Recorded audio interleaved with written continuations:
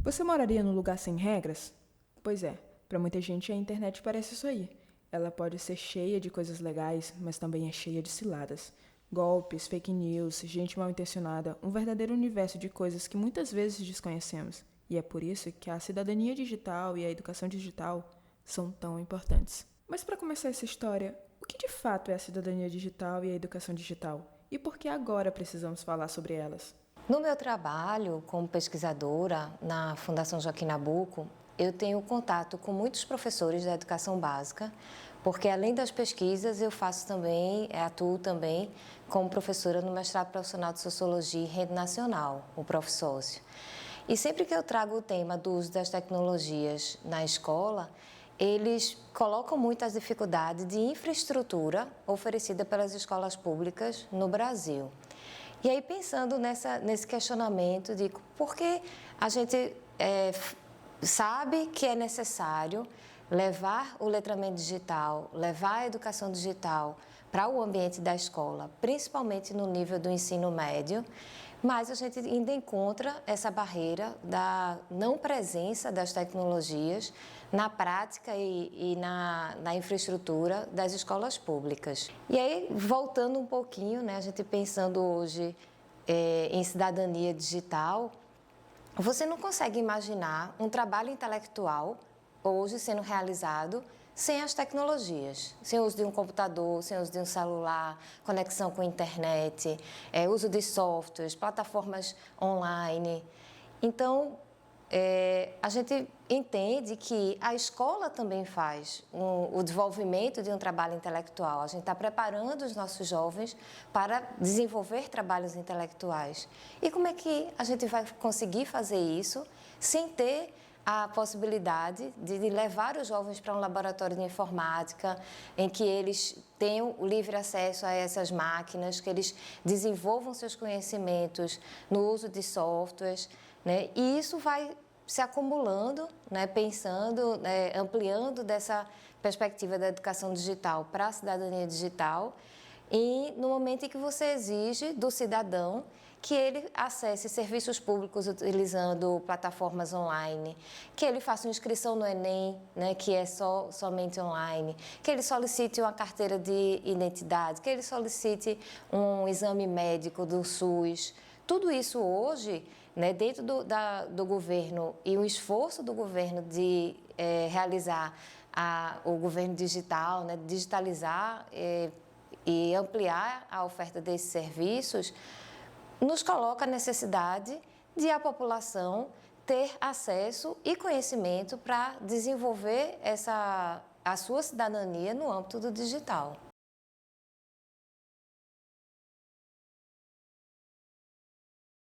Acho que vem muito uma questão geracional, né, para levar efetivamente a educação digital para a prática pedagógica.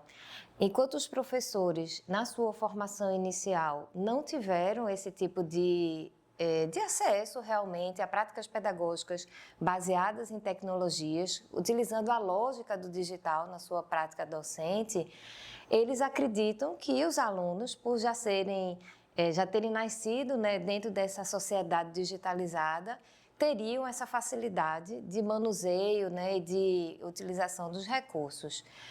Mas a gente tem um gap aí, a gente tem um espaço entre utilizar o recurso, por exemplo, os celulares, e que agora, né, a gente só pode ter a presença do aparelho na escola para fins pedagógicos. Numa perspectiva do lazer, né, então, esses jovens, eles tiveram o primeiro acesso a equipamentos, né, digitais com 7 anos de idade, com 8 anos de idade, né, e utilizando para fins de lazer, né, utilizando como brinquedos. E aí a gente chega na adolescência, no âmbito agora do ensino médio, e os professores querem exigir que esqueçam toda essa prática, né, do lazer e que passem a utilizar esses equipamentos para trabalho, né? Então, para fins de estudo, pensando numa prática profissional. Mas, ao mesmo tempo, os professores não propõem esses usos dentro dessa perspectiva do trabalho intelectual. Então, utilização de editores de texto, de produção de imagens, né? Seja imagens estáticas ou em movimento, produção de vídeos, dentro de uma estrutura de pensamento que já coloque, não é uma transposição do que a gente fazia analógico, escrever no quadro, escrever no caderno, e agora não, é só a transposição para o digital, a gente vai escrever no digital. Não, é outra lógica, né? E de produção desse conhecimento, de circulação, de produção coletiva, né? Utilizando plataformas online. Isso exigiria uma proposta pedagógica adaptada para essa nova lógica do digital. E aí, a questão também do que a gente vê, se o jovem utilizavam esses aparelhos e tiveram os primeiros acessos a esses aparelhos no âmbito do lazer. E, enquanto lazer, eles aprenderam a utilizar muitas ferramentas, né, tanto o hardware quanto o software, a escola poderia proporcionar um espaço de experimentação.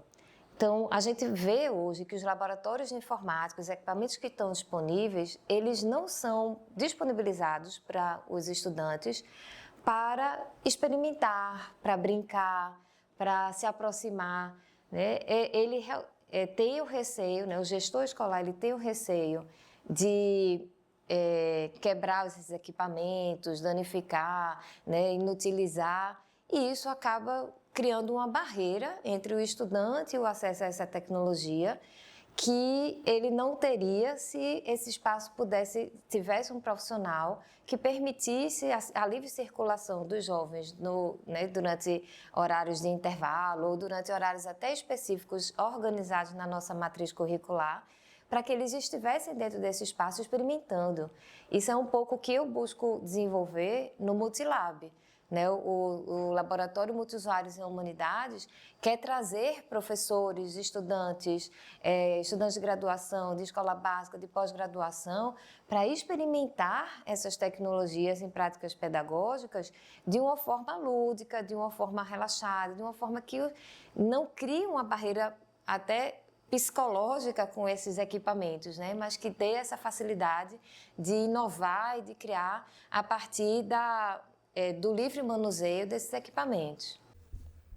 E para entender melhor como os jovens enxergam tudo isso, a gente bateu um papo com alguns estudantes sobre o mundo digital e como eles usam as tecnologias na escola e fora dela.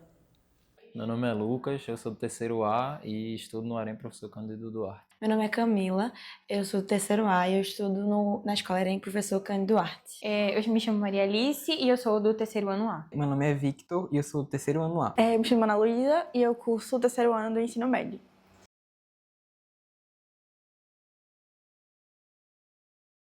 Já. Sim. Já alguns momentos durante aulas. Já, muitas vezes. Muitas vezes. Sim.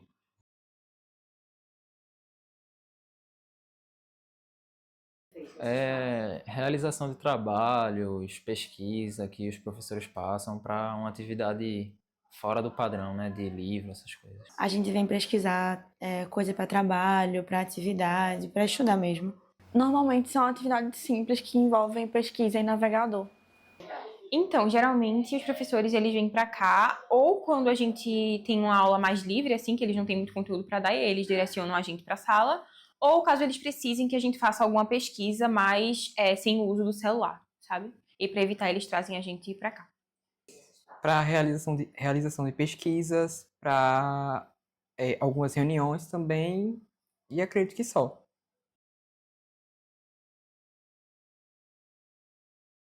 No horário da aula, a parte. Só com o horário com o professor junto, né? Isso. Então a escola não permite que vocês usem esse espaço sem um professor? Não. A gente geralmente fica acompanhada de professor. Dificilmente deixam sem professor. Mas já teve algum momento assim que vocês Já. usaram? Fazendo o quê? Um deles foi o questionário que a gente fez do PIBIC e o outro foi para, tipo, o professor deixava a gente aqui, saía, mas assim, às vezes ele ficava perto. Tá na hora da aula, né? Na hora da aula. Geralmente são atividades de pesquisa para fazer algum trabalho redigido. Então, não tem um site, a gente só coloca, sei lá, poemas de Drummond e a gente pesquisa e faz o nosso resumo, o trabalho.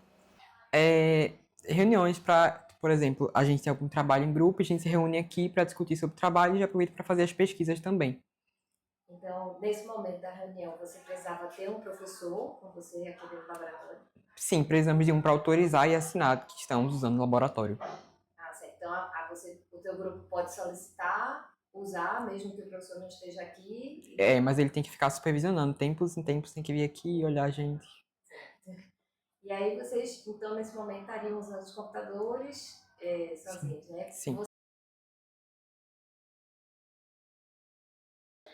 Mais ou menos, porque eu não sei muito mexer neles, não. E às vezes tem uns que não pegam e tal, e tem alguns problemas de internet, e aí fica meio difícil.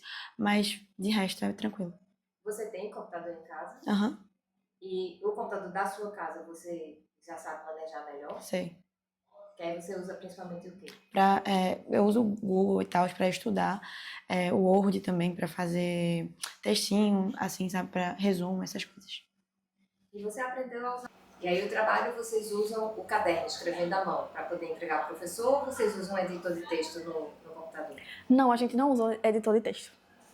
Então, nunca teve uma atividade aqui na escola para você saber usar um editor de texto? Não. Mas você tem computador em casa? Tenho. Você sabe, usa o que geralmente em casa, no teu computador? Em casa eu uso o Google Docs, que é o documento do Google. Sim. E aí você costuma usar o Google Docs para fazer o quê?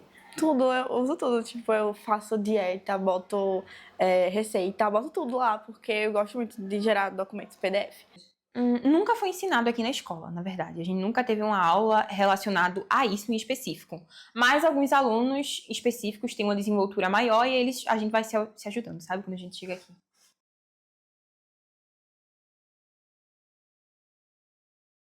Eu aprendi com a minha mãe. Teve esse auxílio, né? Sim, tive esse auxílio. Sua mãe usa o computador para trabalho? Isso. Desde pequeno eu sempre tive esse contato e eu aprendi usando, mexendo aqui e ali. Mas aí, desde pequeno você tinha um computador em casa, tinha que aparelho? Um computador em casa. Tinha um computador em casa. E aí nenhum adulto te Não. auxiliou? Você sozinho mexendo? O computador como?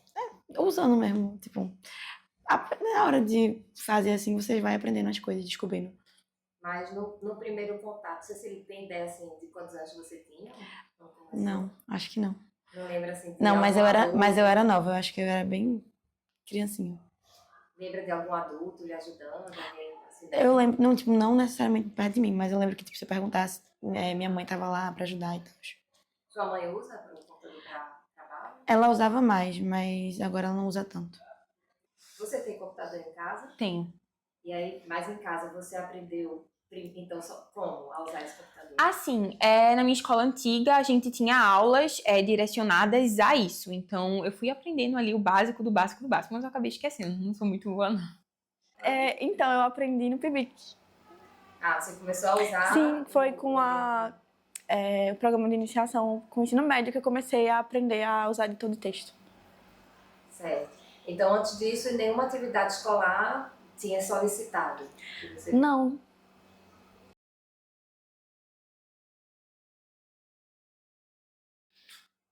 Sim, porque eu tenho conhecimento de cibersegurança, então me sinto seguro. Mais ou menos, tipo, porque é uma questão, tipo assim, eu sei mexer nas redes sociais e tudo mais, mas eu acho que, tipo, sempre tem algo novo pra você ficar, tipo, não sabe, pra você descobrir e tal, essas coisas. E, tipo assim, se sentir confortável, mais ou menos. Porque aí você tem receio que aconteça o quê? Não sei, tipo, não saber mexer mesmo, tipo, algumas coisas. Tipo, às vezes eu tô no celular e desligo alguma coisa, acontece alguma coisa, eu fico, eita, e agora? Onde é que eu vou? Mas é uma questão mais técnica do que do tipo de conteúdo que você está acessando. Eu acho que seria porque a gente sabe que na internet tem um leque muito grande de informações. Então, com o uso correto dessas informações, tanto da parte dos alunos quanto da parte dos professores, eu acredito que aumentaria a nossa capacidade cognitiva. de entender sobre os assuntos. Com certeza, e eu acho que o que mais auxiliaria os alunos seria um uso mais eficiente dos computadores. E eu digo mais naquele sentido da gente, de fato, aprender a utilizar um computador, sabe? Porque tem muitas vezes que os professores, eles dão os livros para a gente poder fazer as pesquisas, e a gente passa muito tempo fazendo, a gente acaba tendo 2 aulas, não consegue terminar uma pesquisa inteira. Seria muito mais eficiente no computador se eles instruíssem a gente a utilizar da maneira correta, sabe? Então eu acho que computador, essencial, com certeza. Mais computadores e saber Isso, isso. E uma internet que todos tenham acesso, sabe? Porque muitas das vezes a internet aqui tá bem fraca. Quase não pega, na verdade. Então ela pega aqui nos computadores de laboratório, mas fora do laboratório. Não pega. Tipo assim, e aqui pega pouco. Tem vezes que a gente chega aqui, ela não tá pegando, e aí a gente fica sem fazer nada, né? Viu só? Ouvir os jovens é essencial para entender quais são as necessidades e habilidades necessárias para esse novo mundo digital. E a nossa maior parceira nessa jornada é a educação digital. Mas essa história não começou agora. O Brasil já vem trilhando esse caminho há bastante tempo. Para mostrar melhor, a gente preparou alguns materiais bem legais. Primeiro, a gente tem que entender que esse caminho é bem longo mesmo. E para isso, a gente fez uma linha do tempo com as iniciativas federais de promoção de educação digital, desde o primeiro passo lá em 1983 com o Educom, projeto que criou centros pilotos com computadores em instituições públicas de ensino superior, até marcos atuais, como a criação, em 2023, da PNED, Política Nacional de Educação Digital. Viu? Eu te falei, é bem longo mesmo. Agora vamos dar uma olhada em um quadro sobre conectividade no atual governo Lula. Ela mostra de forma simples alguns dos principais atores e ações para garantir internet de qualidade nas escolas. Porque, afinal, não basta ter computador se a conexão não funciona bem, né? É essa estrutura que faz total diferença na hora de usar as tecnologias na sala de aula. E por último, a gente tem esse infográfico que mostra quem está por trás das iniciativas para promover a educação digital no país. É tipo um panorama geral dos programas, políticas, estratégias e legislações que estão ajudando a construir esse novo jeito de aprender e ensinar com tecnologia. No fim das contas, tudo isso mostra que a educação digital vai além de usar um computador ou celular nas escolas. É sobre entender o mundo que a gente vive e participar dele de forma crítica e consciente. A tecnologia está aí para todo mundo. O desafio é saber usar bem. E é para isso que a cidadania digital entra em cena, para que cada um de nós possa ser ativo, responsável e criativo nesse universo digital. E caso você tenha gostado e queira conferir os materiais que a gente apresentou aqui, saiba que eles vão estar aqui embaixo em um link na descrição de forma completa e em alta qualidade.